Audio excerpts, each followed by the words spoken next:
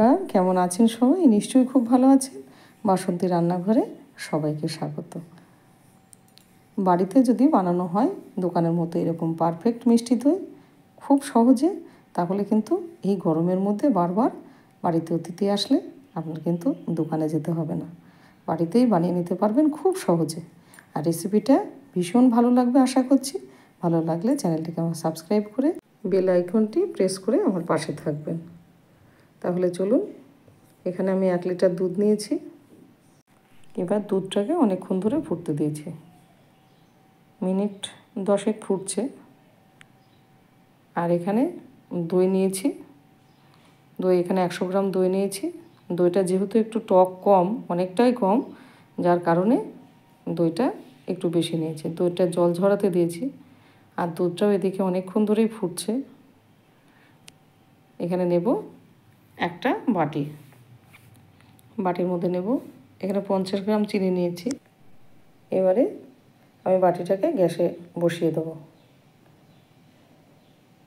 এভাবে নাড়তে থাকবো।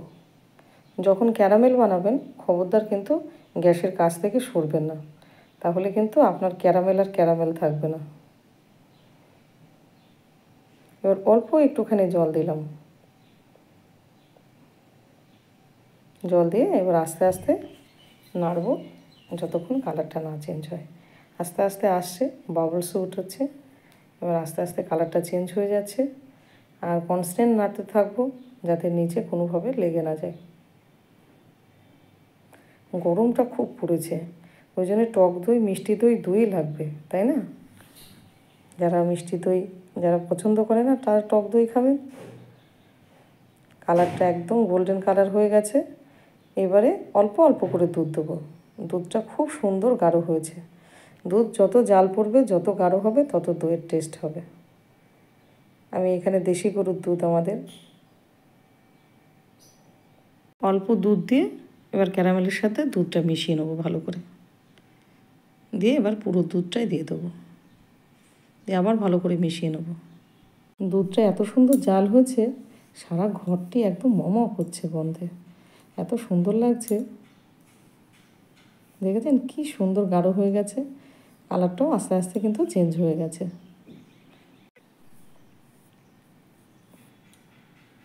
এবারে ভালো করে আবার মিশিয়ে নিয়ে আরেকটু ফুটিয়ে নেব। ফুটে গেছে, দারুণ টেস্ট হয়। আপনি কোনো ঝামেলা ছাড়াই আপনি ঘরেই বানিয়ে নিতে পারবেন।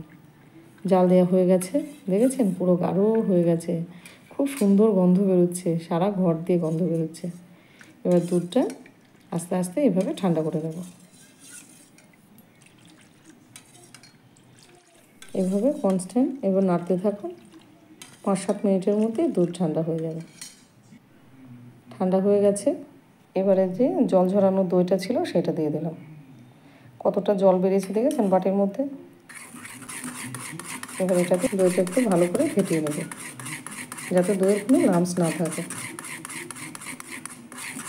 ফেটিয়ে নিলে কি দইটা খুব সুন্দর হয়, একদম ক্রিমি টেক্সচার, দারুণ হয়ে গেছে ফাটানো।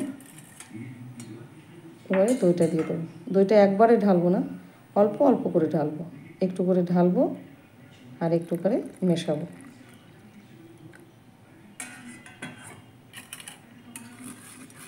কোনো ঝামেলা নেই। টক দই তো যেমন সেমন করে বানানো যায়, কিন্তু এই মিষ্টি দইটা বানানো কিন্তু একটু টাফ, এটা বসতে চায় না সহজে। কিন্তু আপনি যদি এইরকমভাবে করেন একদম চোখ বন্ধ করে দই বসে যায়। এবার একটু করে দুধ দিচ্ছি আর একটু করে নেড়ে দিচ্ছি।